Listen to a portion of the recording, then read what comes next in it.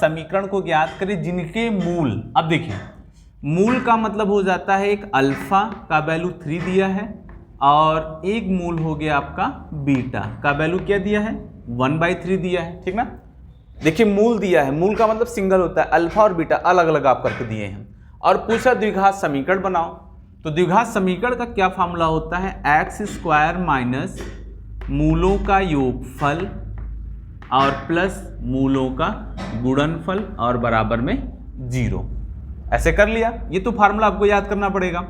तो x² minus, अब alpha plus beta, alpha और बीटा यानी 3 + 1/3 x अल्फा इंटू बीटा 3 × 1/3 = 0।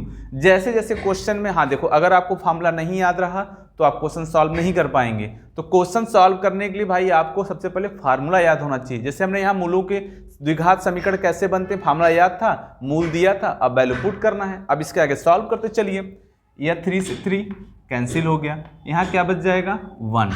अब यहाँ पे तो प्लस है तो एलसीएम के अकॉर्डिंग होगा, तो यहाँ पे x² कर लिया, एक और 3 का एलसीएम 3 हो गया।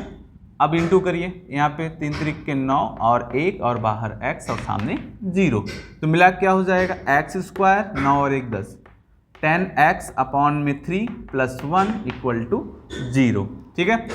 अब देखिए यहाँ तक आपका आंसर सही है और आप आगे करना चाहें तो एलसीएम ले लेंगे। तो एलसीएम कैसे होगा, यहाँ पे 3x² माइनस 10x, 3 बन जाए 3 और जो अपॉन में होता है सामने इंटू हो जाता है तो 0 हो जाएगा।